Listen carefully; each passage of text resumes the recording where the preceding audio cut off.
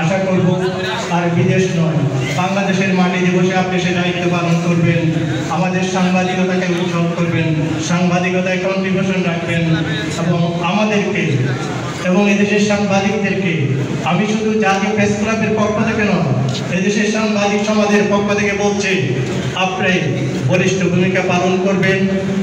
অতীত অনেক কিছু ঘটে গেছে, আমরা সেগুলো ভুলে গিয়ে আমরা নতুন করে যাত্রা করতে চাই, আমাদের সাংবাদিকতাকে নতুন মাত্রায় নিয়ে যেতে চাই। আমরা যে সাংবাদিকতা গত 15 বছর করেছিলাম, সেই সাংবাদিকতার সেই অন্ধকার গলি থেকে বেরিয়ে আসতে চাই।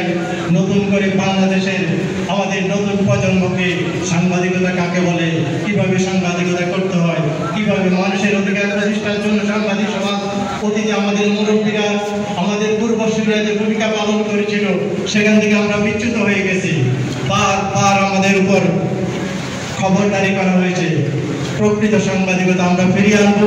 জাতীয় প্রেস ক্লাবের সাধারণ সম্পাদক হিসাবে আমি শুধু এটাই আপনাদের কাছে দাবি করব। পাশাপাশি জার্নালিজম বাংলাদেশে করে করে খাচ্ছে।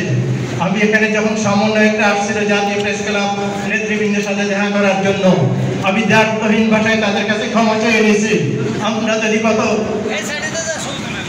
সমন্বয়করা যখন রাজপথে রক্ত দিচ্ছে, আমরা যদি দায়িত্বশীল ভূমিকা পালন করতাম সেদিন, তাহলে এত রক্ত হতো না, এত ব্লাড শেড হতো না, আরো কম রক্তের বিনিময়ে এদেশে বিপ্লব সফল হতো।